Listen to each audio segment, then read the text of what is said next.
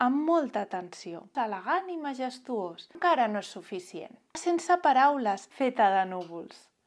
Benvinguts! Soc l'Anna de Santiago i avui us explicarem el conte de la panxa del Rufus. M'acompanyeu?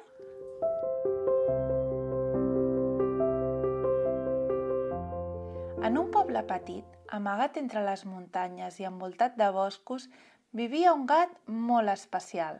El Rufus era un gat taronja, amb un pelatge brillant com el sol ponent i uns ulls verds brillants. Caminava pel poble amb el pas elegant i majestuós, com si fos el rei dels carrers empedrats i de les places plenes de flors. Però el que el feia el Rufus realment únic era la seva panxa. La panxa del Rufus era blanca com la neu i tan suau que semblava feta de núvols. Es deia que era màgica, que podia donar-te la pau, la calma i fins i tot felicitat si la tocaves. Però hi havia un misteri. Ningú no havia pogut tocar mai la panxa del Rufus.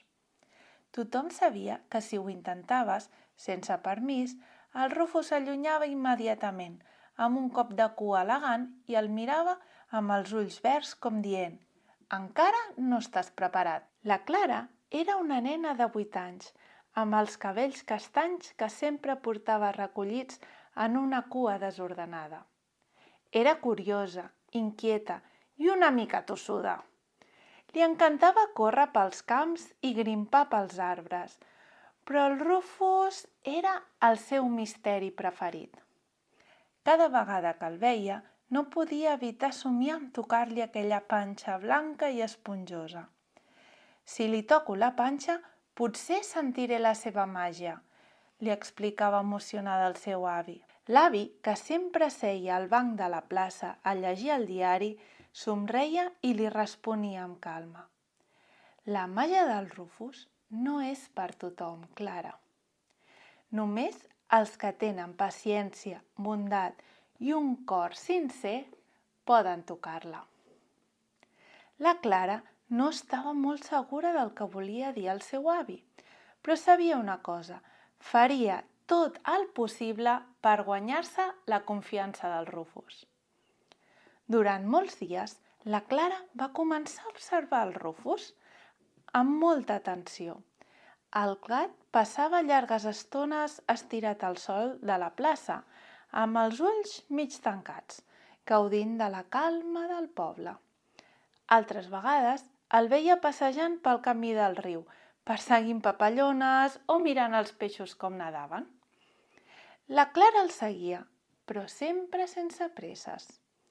Li portava petites ofrenes, com trossets de pernil que li encantaven, o una flor que trobava pel camí.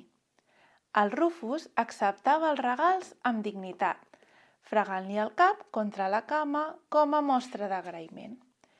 Però mai no li ensenyava la panxa. Un dia, desesperada, la Clara va preguntar al seu avi «Per què no em deixa tocar-li la panxa?» «Fa dies que li porto coses, li parlo i l'acompanyo, però encara no és suficient». L'avi va aixecar la mirada del diari i li va dir amb serenitat «No té a veure amb el que li dones, té a veure amb com el tractes». El Rufus sap si el cuides de debò, si l'estimes sense voler res a canvi. Quan aprenguis a tenir paciència i a gaudir del que tens sense demanar més, potser descobriràs la màgia del Rufus. La Clara no entenia del tot aquelles paraules, però va decidir provar-ho. Des d'aquell dia, la Clara va canviar la manera en com es relacionava amb el Rufus.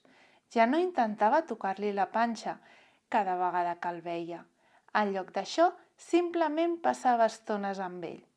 Quan el Rufus s'estirava sota el roure de la plaça, la Clara s'asseia al seu costat i li explicava les seves aventures del dia. «Avui he trobat un ocell amb plomes blaves. Era tan bonic», li deia mentre el Rufus la mirava amb els seus ulls atent. Quan el Rufus passejava pel camí del riu, la Clara el seguia, però sense pressa. observant com movia la seva cua amb elegància o com es quedava embadalit mirant el vol d'una libèl·lula. Amb el temps, la Clara va començar a gaudir d'aquells moments tranquils, sense pressa, pensant en la màgia de la panxa del Rufus.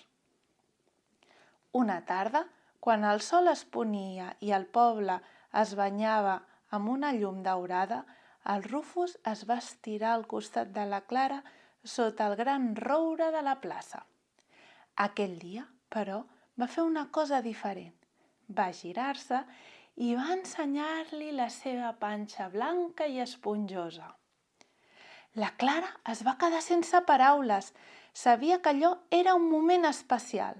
Amb molta cura va allargar la mà i amb un gest delicat va acariciar la panxa del Rufus.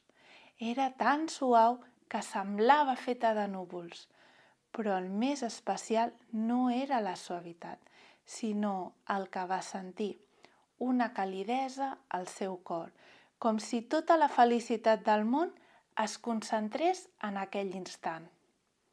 La Clara va entendre que no només era un premi per la seva paciència, sinó un gest de confiança del Rufus. Des d'aquell dia, la Clara no va tornar a insistir a tocar la panxa del Rufus. Sabia que aquella màgia no era per buscar-la, sinó per mereixer-se-la. Va explicar als seus amics: el Rufus només et deixa tocar la seva panxa si realment l'estimes i el respectes.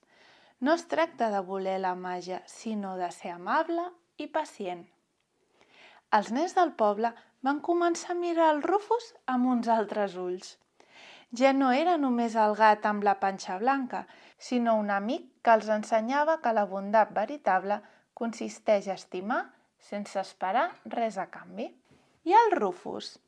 Ell seguia passejant pel poble amb la seva elegància habitual, deixant que aquells que tenien el cor sincer descobrissin, a poc, la màgia especial. Moltes gràcies per escoltar-me. Fins la propera.